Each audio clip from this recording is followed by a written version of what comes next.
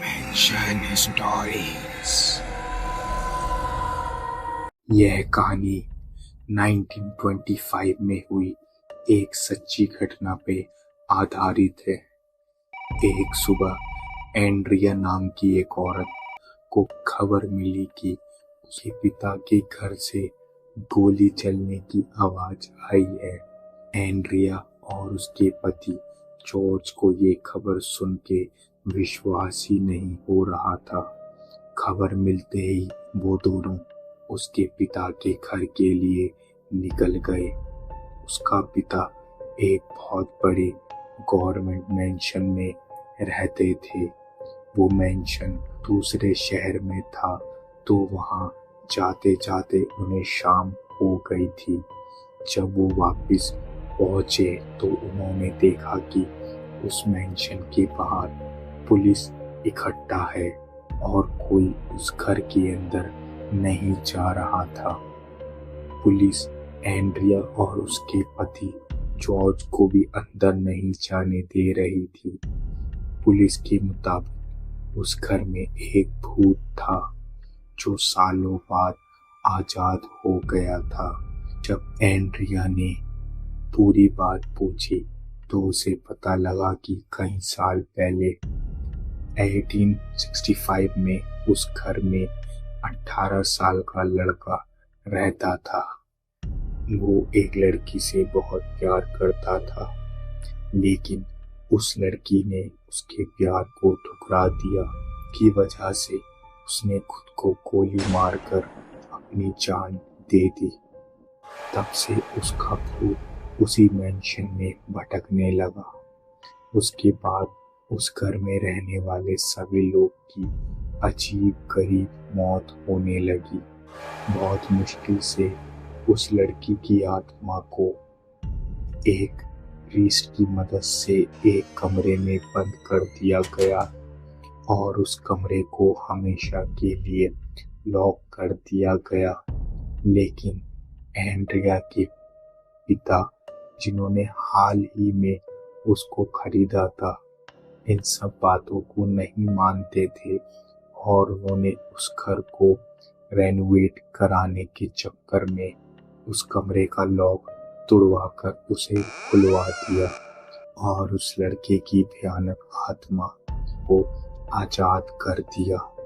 Police कहने लगी कि उस लड़की की ही आत्मा ने ही शायद एंड्रिया के पिता को मार दिया है और अगर कोई भी उस घर के अंदर जाएगा तो उस लड़के की आत्मा उसको मार डालेगी।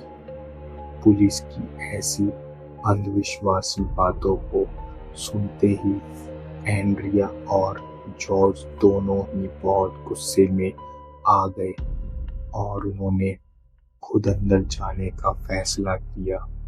वो घर के अंदर गए और अपने पिता के कमरे में पहुंचते ही एंड्रिया फूट फूट कर रोने लगी, क्योंकि उसने वहां जमीन पर अपने पिता की लाश पड़ी देखी, जिसके सर पर एक गोली का निशान था। एंड्रिया ने जब आसपास देखा तो उसे जॉर्ज कहीं नहीं दिखा। वो जॉर्ज को वहां ना पाकर और ज्यादा घबरा गई और अपने पति जॉर्ज को चिल्ला चिल्ला कर बुलाने लगी और उसको कोई जवाब नहीं मिला। उस समय एंड्रिया को कुछ समझ नहीं आ रहा था कि वो क्या करे और वो डरी हुई वहीं खड़ी अपने पति को बुलाए जा रही थी कि तभी उसे एक अनजान इंसान की रोने की आवाज आई और फिर उसे अपने पति के रोने की आवाज आई। एंड्रिया भागकर अपने पति के आवाज के पीछे जा ही रही थी जब उसे फिर से एक गोली चलने की आवाज आई। एंड्रिया भागकर उस कमरे में पहुंची, पर वहां पहुंचकर उसके होश उड़ गए। वहां पर उसे जॉर्ज की लाश मिली, जिसके सर पर भी एक गोली का निशान था और उसकी लाश के पास वही बंदूक पड़ी थी जो कुछ देर पहले उसके पिता के कमरे में उसकी लाश के पास पड़ी थी। तभी एंड्रिया को ऐसा लगा जैसे उसके कंधे पर किसी ने हाथ रखा। एंड्रिया को कोई पीछे से जकड़ने लगा।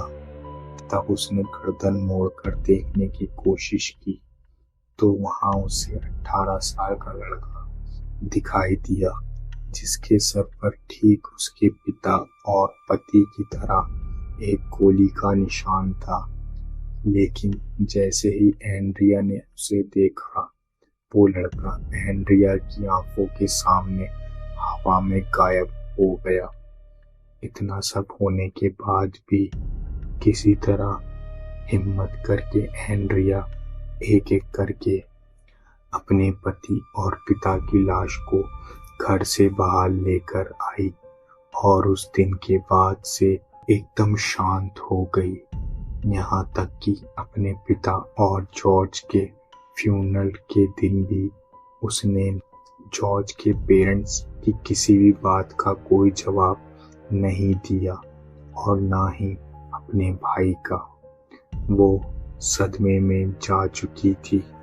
सब उसके लिए बहुत परेशान थे, पर किसी को भी नहीं पता था कि एंड्रिया खुद कितनी घबराई हुई थी, क्योंकि उसके पिता और पति की मौत के बाद से उसे हर जगह उसी 18 साल के लड़के की आत्मा दिखाई दे रही थी। वो किसी भी वक्त एंड्रिया के शरीर को जकड़ लेता था और उसके कान में एक ही चीज कहता था कि वो उससे बहुत ज्यादा प्यार करने लगा है और अगर वो भी उसका प्यार ठुकरा देगी तो वो उसे भी मार डालेगा। एंड्रिया जहाँ जा जाती थी उसे वही लड़का दिखाई देता था। डरी हुई और परेशान एंड्रिया साइकोलॉजिस्ट के पास भी गई और उसका भी कोई असर नहीं हुआ। एंड्रिया के शरीर पर रोज नील पड़ते जा रहे थे। धीरे धीरे उसकी दिमागी हालत बद से बदतर होती जा रही थी। फिर एक दिन उस मैंशन के पास रहने वाले लोगों ने एक बहुत ही अजीब गरीब चीज देखी। उन्होंने देखा कि एक बहुत ही कमजोर दिखने वाली एंड्रिया भागती हुई आ रही है और उस मैंशन का ताला तोड़कर उसके अंदर घुस गई। और उससे पहले ही कोई कुछ समझ पाता, उन्हें उस मैंशन के अंदर से गोली चलने की आवाज आई। जब कहीं देर तक कोई भी अंदर नहीं गया तो ये खबर शहर के मेयर तक पहुंची। तो उसने वहां के पुलिस ऑफिसर को एक प्रीस्ट के साथ अंदर जाने का ऑर्डर दिया। डरते हुए जब पुलिस के 2 इंस्पेक्टर घर के अंदर घुसे तो उन्हें वहां पर एंड्रिया की लाश जमीन पर पड़ी हुई मिली। उसके सर पर भी गोली का निशान था और बगल में एक बंदूक पड़ी थी, जिसे देखकर उन्हें यकीन हो गया था कि ये सब उसी 18 साल के लड़के की आत्मा का किया धरा है। इस एक्सीडेंट के बाद उस मैंशन का क्रियाक्रम करा गया और फिर उस मैंशन को हमेशा हमेशा के लिए बंद कर दिया गया।